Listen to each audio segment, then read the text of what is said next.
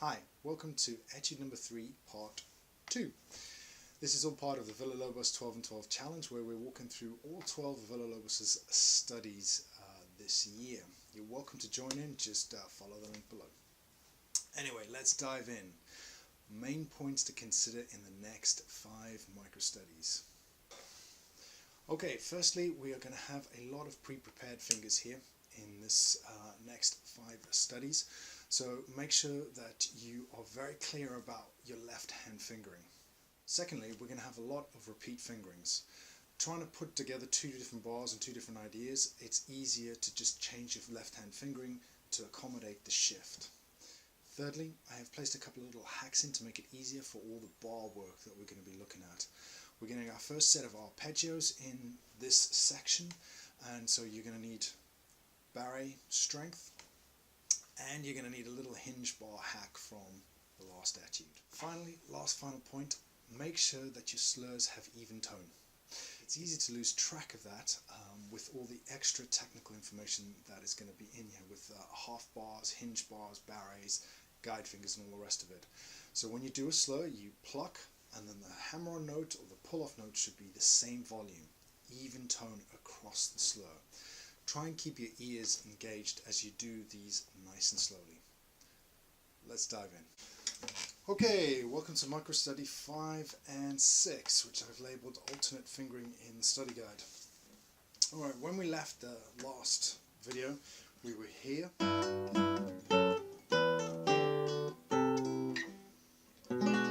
Into this wonderful E7-9 chord with a B in the bass.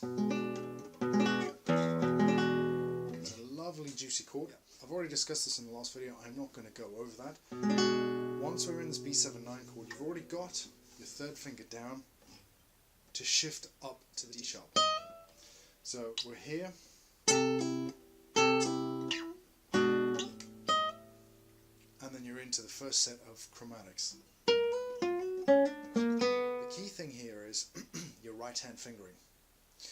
Once you've hit this, this has got to be an A finger, then an M finger, I finger, M finger, I, M or A, depending on what you want. It has to be that way, because otherwise any other fingering is going to leave you with not enough room to get to the A sharp to B. So that's the first thing. Right hand fingering off the bat has got to be engaged and correct. And I would practice that well, I did practice that slowly like that.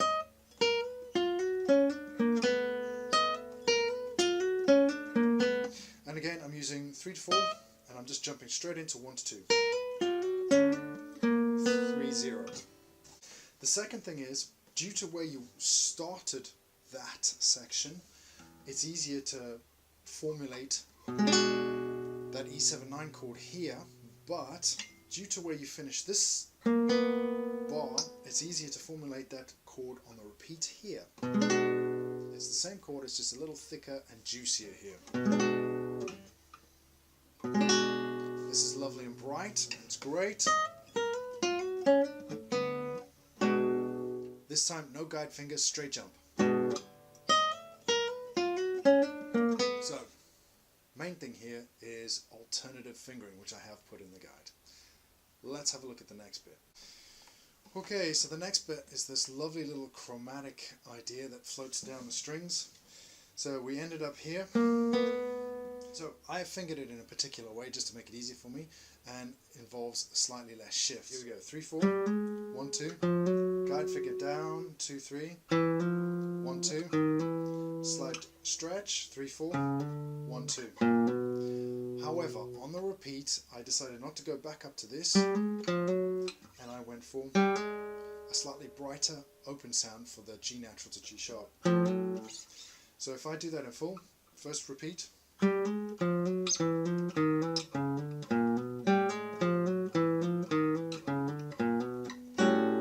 then you're into the next chord. But again, that is my fingering. I challenge you to find your own fingering or something else. Once you start speeding it up, and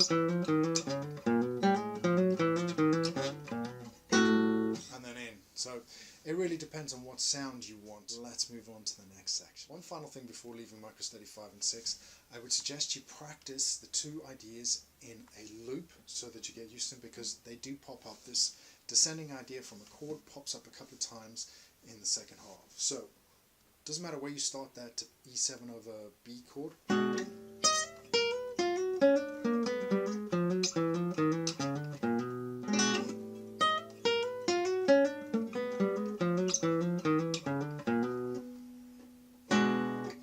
Do that a couple of times. It doesn't need to be a strict loop, or you can start here.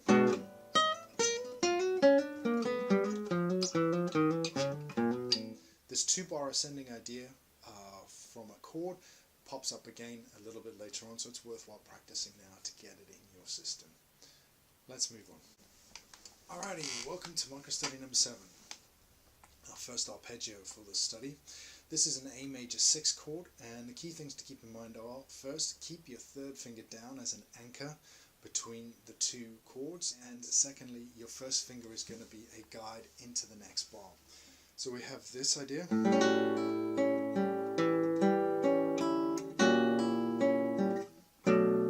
Into B minor. Okay, so you notice my third finger stays down. Nice clear pull off with my fourth finger. And then I put my second finger down. I don't put my second finger down straight away.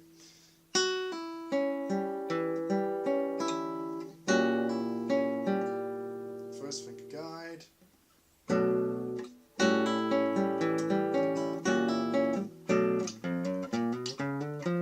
then you're on to the next bit. So those are the two main things for microstudy number 7. It's nice and easy, it's not a difficult thing, it's lovely. But this idea of an arpeggio, reversed and going back up, is going to pop up again just in another position. Alright, you will get that again, so it's worthwhile just getting your right hand fingering spot on for that, and you will find it easier when this idea re-represents itself. Let's move on to microstudy number 8.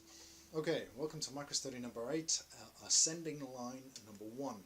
So this is the first 2-bar idea in this etude. Up until this point we've been dealing with 1-bar repeats at a time. Kick it off with a B minor chord, B minor 7 chord. We're going to jump back to an E sharp, 1, 2, 1, 2. Second finger guide, 2, 3, 1, 2, 1, 2. One finger guide, 1, 2, repeat. Next string, 1, 2, repeat. 1, 2, second finger guide, first finger up, ready, cocked and loaded for that there, and then into. Alright, so I have put that in purposefully. So if I do that again.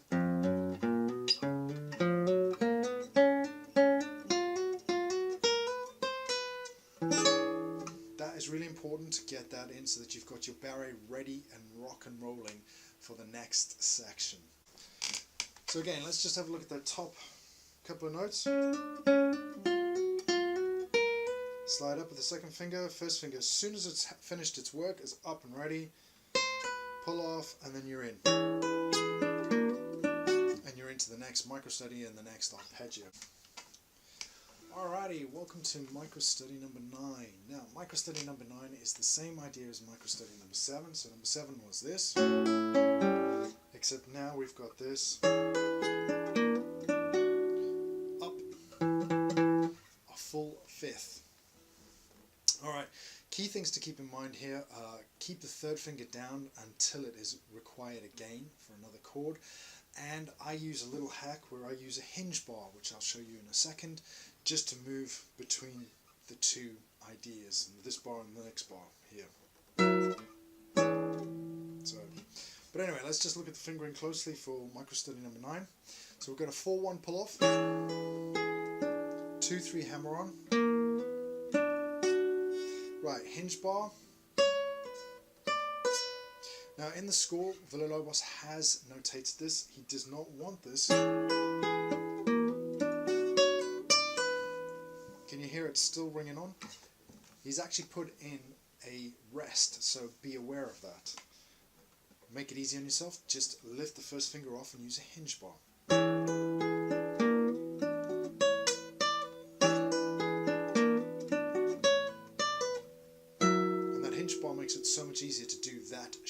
as well. Okay, so that was bar 11 on Micro Study 9, measure 1. Measure 2 starts here. 2, 4, second finger down, 2, 3, third finger guides down into a half bar. Pull off, 3, 1, pull off, 4, 3, stretch up, 4, 2, barre in, hammer on. And then you're back in for the repeat. Now the repeat fingering is going to be slightly different. So here's the repeat fingering. So again, 4, 2, 2, 3, third finger down, half bar, 4, 3, 4, 2, 2, 3. There is no barre this time because I know that I need a third finger down to the next idea. So if I do that all together, here's the repeats.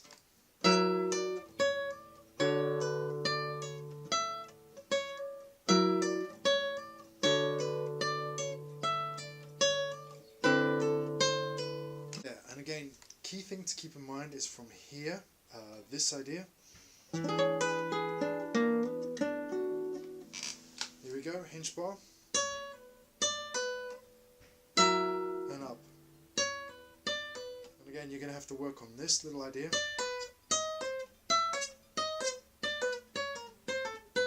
Take it nice and slowly, and again, key thing is even tone. Make sure your tone is lovely and even across all of that, no matter how difficult it gets for your left hand. Let's move on. Alrighty, welcome to Micro Study number 10. Okay, this idea should really cause you no issues because it's an amalgamation of a couple of ideas you've already seen before, just slightly varied. So we've got this one from Micro Study number 7, and this one from Micro Study 9. Here they become.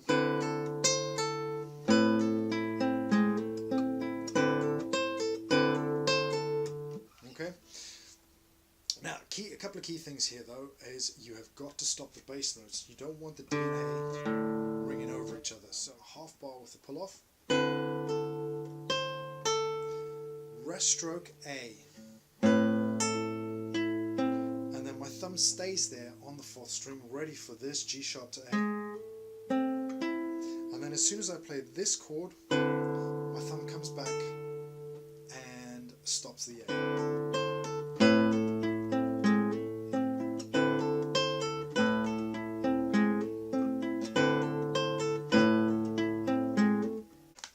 There's going to be a slight overlap now between this video and the next video, between Micro Studies 10 and 11, due to them being a jigsaw puzzle in terms of fingering. So again, as usual with most of these bars, there is a different fingering on the repeat.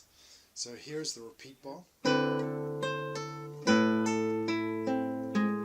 As soon as I'm on that G sharp, my first finger is lifted up, C to E, and then into this next chord at Micro Study 11. Now you need to practice this as a little idea all on its own.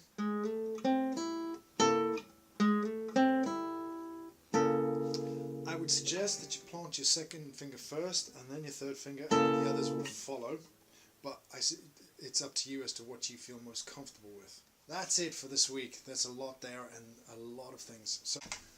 Okay, so main points for this section are: use guide fingers where you can, very important. Get your little hacks in, so the hinge bar or the pre-prepared bars, so that it helps with the transitions. And if needs be, again, like I keep saying, is cut it up into smaller beats to make it easier to learn, and then just put the beats back together to a bar, and then a bar into a couple of bars. Thank you for staying to the end. Hopefully this was helpful. This is all part of the Villa-Lobos 12 and 12 challenge, which is running this year, where we are going through each study a month at a time. So currently we're in March and it's study number 3. It's a community effort and I'd love you to get involved. Please head over to the link below or follow the link at the end here to CG Rocks. Join up, grab the study guides for free and join the conversation. Let's demystify the finger-breaking music, as Leo Brown calls it. Have a good day.